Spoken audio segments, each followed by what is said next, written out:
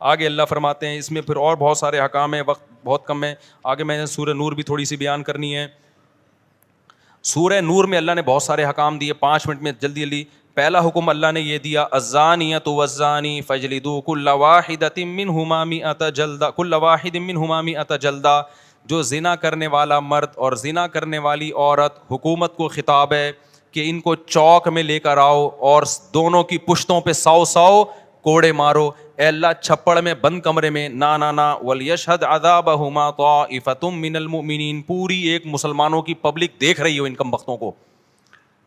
آج لڑکا فخر سے بتا رہا ہوتا ہے یہ میری گرل فرینڈ ہے, اور آج کے دور میں گرل فرینڈ کا مطلب کیا ہے, یہ بھی بدکار منہ کالا کرنے والی اور میں بھی اس کے ساتھ منہ کالا کرنے والا بدکار. اتنا گندا غلیظ جرم, اور دوستوں کو فخر سے بتا رہا ہوتا ہے کہ میری گرل فرینڈ ہے یہ.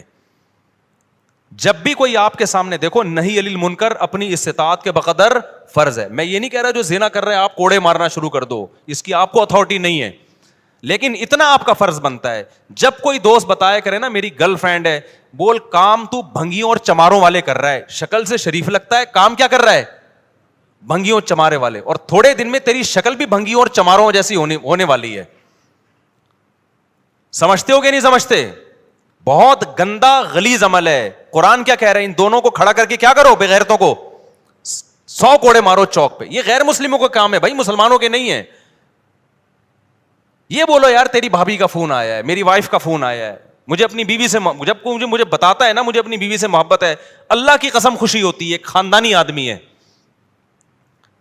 دعوت پہ جاتا ہے اپنی بیوی کو لے کے, خدا کی قسم خوشی ہوتی ہے. بندہ کیا ہے, خاندانی ہے, عزت دار آدمی یہی کرتا ہے نا.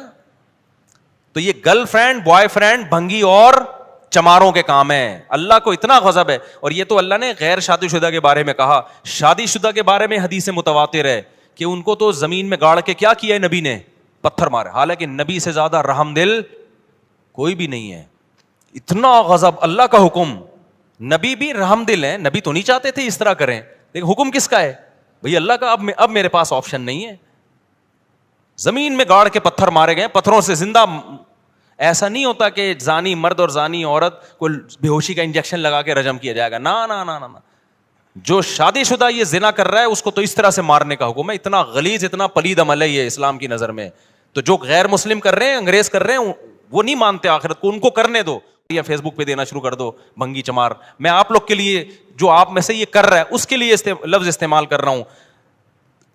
تو اس لیے اگر کسی سے یہ جرم ہو گیا ہے بھائی, پہلی فرصت میں کیا کرے, وہ توبہ کرے. یہ اس کے قریب بھی نہیں جانا اس گندے عمل کے. تو آگے اللہ تعالیٰ فرماتے ہیں کہ جو اپنی بیویوں پہ تہمت لگاتے ہیں ان کے لیے بھی اللہ نے, کچھ لوگ شکی مزاج ہوتے ہیں, بلا وجہ عورت پہ تہمت لگا رہے ہوتے ہیں, اس کے لیے پورا لعان کی آیتیں نازل ہوئی. وقت کم ہے, پھر کبھی ڈیٹیل بتائیں گے. پھر حضرت عائشہ رضی اللہ تعالی عنہا پر منافقین نے جھوٹی تہمت لگائی تھی. اللہ نے امی عائشہ کی پاک دامنی آسمان سے نازل کی کہ یہ پاک دامن ہے. اسی وجہ سے جو حضرت عائشہ رضی اللہ تعالی عنہا, دیکھو حضرت عائشہ کا ایسا مقام ہے, صحابی نے پوچھا یا رسول اللہ سب سے زیادہ محبوب آپ کو کون ہے؟ آپ نے فرمایا عائشہ. کیا فرمایا؟ حالانکہ ان صحابی کا مقصد تھا مردوں میں, ان کا مقصد کیا تھا, مردوں میں. لیکن نبی کو ایک دم ذہن کس کی طرف گیا؟